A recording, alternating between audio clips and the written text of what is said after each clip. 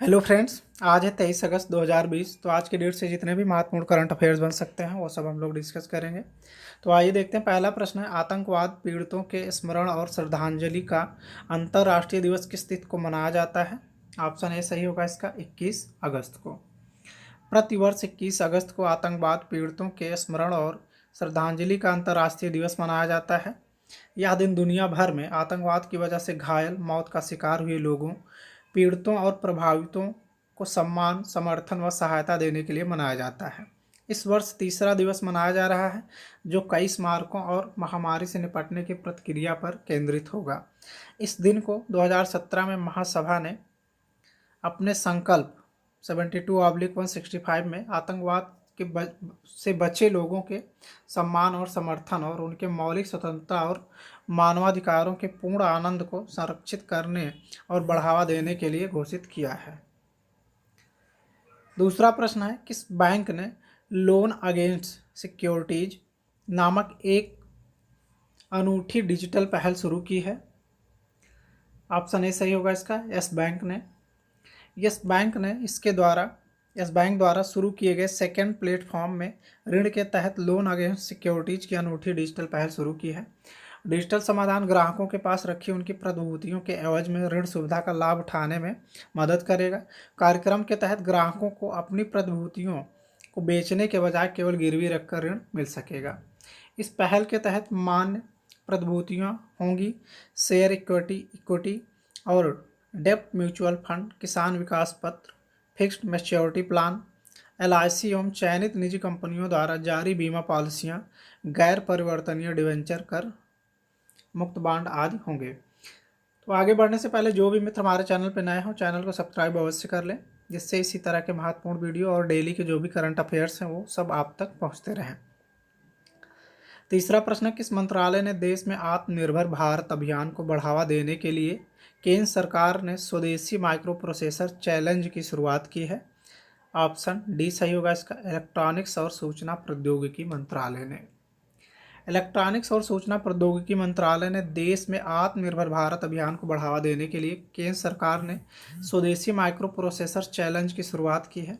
स्वदेशी micro processor challenge के तहत नई टेक्नोलॉजी पर काम करने के लिए छात्रों, स्टार्टअप्स और इनोवेटर्स को आमंत्रित किया गया है कि वे शक्ति और वेगा नाम से दो माइक्रो प्रोसेसर का इस्तेमाल करते हुए अलग अलग टेक्नोलॉजी प्रोडक्ट को डेवलप करेंगे।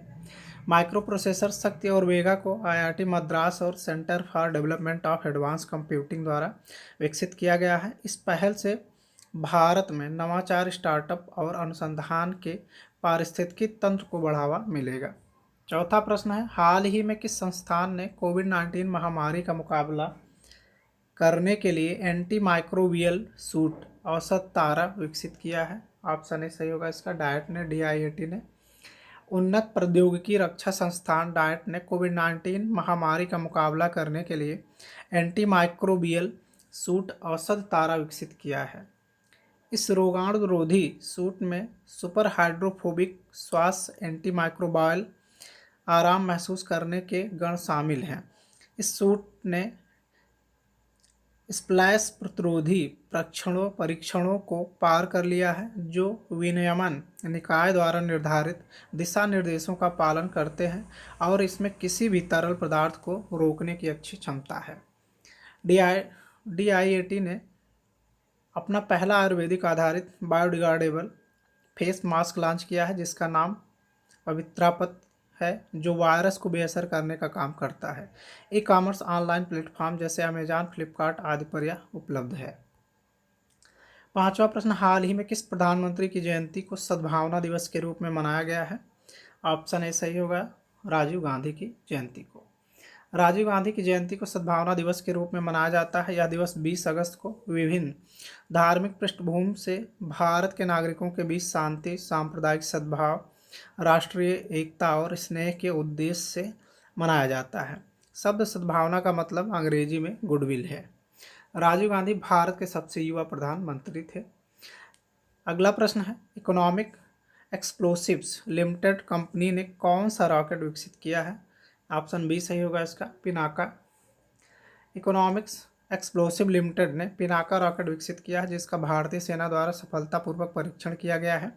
पिनाका रॉकेट पहला रॉकेट है जिसे पूरी तरह से निजी क्षेत्र द्वारा विकसित किया गया है। यह विकास केंद्र सरकार की मेक इन इंडिया पहल को एक महत्वपूर्ण बढ़ावा देगा और आयुध निर्माणी बोर्ड पर निर्भरता को हटा देगा। 19 अगस्त 2020 को पोखरण में एक फायरिंग रेंज में रॉकेटों का परीक्षण हुआ। निजी क्षेत्र ने रक्षा अनुसंधान और विकास संगठन के साथ प्रौद्योगिकी हस्तांतरण समझौते के बाद रॉकेटों का निर्माण किया है। 7वां प्रश्न है, फर्टिलाइजर्स एसोसिएशन ऑफ इंडिया ने नवनियुक्त अध्यक्ष का नाम बताएं। फर्टिलाइजर्स एसोसिएशन ऑफ इंडिया के नवनियुक्त अध्यक्ष का नाम किशोर रुंगटा है। किशोर रुंगटा को फर्टिलाइजर्स एसोसिएशन ऑफ इंडिया के अध्यक्ष के रूप में नियुक्त किया गया है। फर्टिलाइजर एसोसिएशन ऑफ इंडिया निर्माताओं, आयातकों, वितरकों, अनुसंधान संस्थानों, उपकरण निर्माताओं और उर्वरकों के इनपुट आपूर्तिकर्ताओं का प्रतिनिधित्व करता है। FAISR तमिलनाडु, तेलंगाना, केरल, कर्नाटक और आंध्र प्रदेश के दक्षिणी राज्यों के हितधारकों को कवर करेगा और इसका उद्देश्य उर्वरकों के उत्पादन, विपणन और उपयोग के साथ संबंधित हितधारकों को एक साथ लाना होगा। 8वां प्रश्न है, ट्राई फूड प्रोजेक्ट किस मंत्रालय द्वारा लागू किया जाने वाला है? ऑप्शन डी सही होगा इसका, जनजातीय मामलों का मंत्रालय। जनजातीय मामलों के मंत्रालय के तहत tribal cooperative marketing development federation of India try food project को लागू करेगा। सरकार ने आभासी तौर पर छत्तीसगढ़ के जगदलपुर शहर और महाराष्ट्र के रायगढ़ शहर में ट्राई फूड प्रोजेक्ट के तृतीयक प्रसंस्करण केंद्र का शुभारंभ किया। इस पहल को आदिवासी वन उत्पादकों द्वारा एकत्र किए गए लघु वनोपज के उचित उपयोग और मूल्य संवर्धन के माध्यम से आदिवासियों की आय में सुधार करने के उद्देश्य से खाद्य प्रसंस्करण मंत्रालय के सहयोग द्वारा कार्यान्वित किया जा रहा है। अगला प्रश्न है, NPCI इंटरनेशनल पेमेंट्स लिमिटेड के नवनियुक्त मुख्य कार्यकारी अधिकारी का नाम बताइए। ऑप्शन सी सही होगा इसका, रितेश शुक्ला। महत्वपूर्ण बिंदु है यह कि शुक्ला को NPCI इंटरनेशनल पेमेंट्स लिमिटेड के मुख्य कार्यकारी अधिकारी के रूप में नियुक्त किया गया है।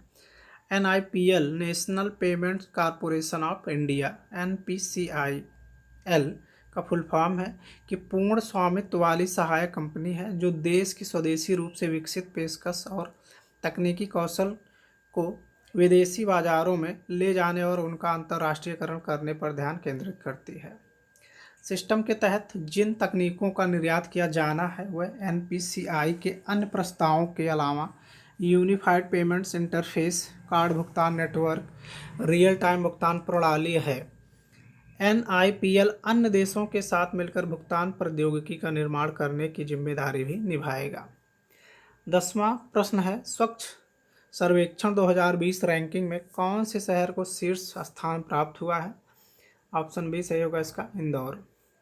मध्य प्रदेश के इंदौर शहर को स्वच्छ सर्वेक्षण 2020 के तहत लगातार चौथे साल भारत के सबसे स्वच्छ शहर का दर्जा दिया गया है। यह पुरस्कार भारत के वार्षिक स्वच्छता सर्वेक्षण का 5वां संस्करण है। 2020 के संस्करण के तहत शीर्ष प्रदर्शन वाले शहरों और राज्यों को कुल 129 पुरस्कार दिए जाएंगे। स्वच्छ सर्वेक्षण 2016 में प्रधानमंत्री नरेंद्र मोदी द्वारा शुरू किया गया था। स्वच्छ सर्वेक्षण 2016 प्रधानमंत्री नरेंद्र मोदी द्वारा शुरू किया गया था।